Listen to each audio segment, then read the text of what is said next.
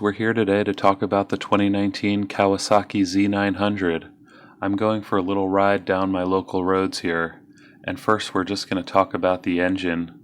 It's got a fuel-injected 948cc liquid-cooled inline 4, and that's busting out 124 horsepower and 73 foot-pounds of torque. And because we're hitting that maximum at around 7,700 RPMs, you're getting all of that torque immediately from this beast.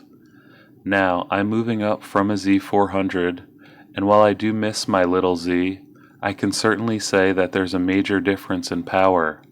This bigger, stronger bike is more than capable of making the moves that I need it to. Okay, moving right along, we've got a 6-speed transmission with a chain drive. And I heard people complaining about the clutch in their videos, but I find it to be pretty much flawless. I was looking for something bad to say about it, but it's been rock solid for me, and shifting is a real breeze. For the suspension, on the front is an inverted fork, and both the front and rear come with preload and rebound damping adjustability for you to get things dialed in and customized to your personal riding style. The wet weight is just 458 pounds, so it's not super heavy, and it's very easy to flick through the curvy sections when you're getting on and off the throttle. The power to weight ratio on this thing is off the charts, and I can feel the front wheel wanting to pull up off the ground when I get on the gas real hard in first and second gear. Fuel capacity is 4.5 gallons, which has been more than enough for my rides around town and all through these backcountry roads. It has a halogen headlamp that sadly only lights up on one side unless you have the brights on. This is my only complaint about the bike so far.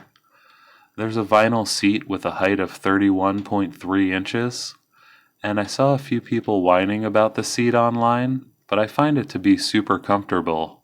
It's real soft, gives you a nice flat surface to ride on, and doesn't have you sliding around at all. Also, the dirt bike style handlebars have you in more of an upright riding position, which takes a lot of the weight off of your wrists for those super long rides or daily commutes. I'm 6 feet tall and 185 pounds, and this bike fits me like a glove. I've gone on several long rides and haven't had any issues or pain to report. I also want to say that you don't sit on the bike, you sit in the bike. It's an odd way to describe it, but because the seat rides a little lower and the gas tank is so large, you really feel like you're a part of the bike. This is one of my most favorite things about it so far, aside from seeing that beautiful trellis frame poking out. You've got dual 300mm hydraulic disc brakes up front and a single 250mm disc at the rear. The stopping power comes in fast and very smooth when you give the adjustable levers a firm progressive squeeze. It has 17-inch aluminum wheels with a really sharp design, and bonus points for anyone out there who can tell me the name of this dark reddish color on the Moondust Gray and Ebony version from 2019. Also, let me know in the comments which is your favorite color combination. Obviously, I love the special edition one with the silver, black, and red, but I've also seen it in more traditional black and green, and these newer models now come in black and red, white and green, and the new blue and black. Let me know what you guys think, or if you've seen it in other color combinations that I haven't mentioned. It comes with Sport Max tires, 120 on the front, and a big fat 180 at the rear.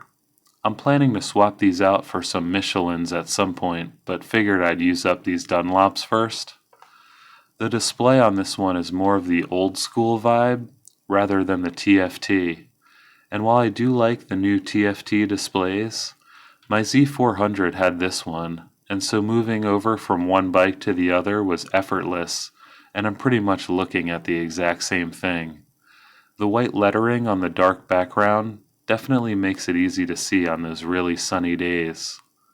I do love how this version of the Z900 is really a no-frills version, with no ABS, no electronics, and no special modes at all. It's just pure, with me and the motorcycle, and I have to control all of the inputs on my own, which is honestly how I prefer it. The one I got had no graphics, emblems, logos, or corporate branding at all. I like to call it the ghost bike. I did order a small Z logo for the gas tank to cover where there's a little glue still showing, just to cover up where it looks like the previous owner had run into some struggles. And before I go, just a quick warning to new riders out there who might be considering this bike as their very first one. I've seen people say that you can start out on this bike as a beginner, and I'm sure that some people can, but I really wouldn't recommend it. This thing has a ton of power, and that power needs to be properly managed by an experienced, seasoned rider. I've only taken her out for a handful of rides so far, but I can already tell that there are many more years of fun down the road for us. So hey guys, thanks for watching, and show us some love by hitting us with that subscription.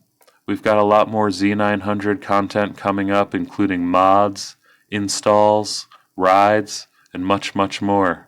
See you next time.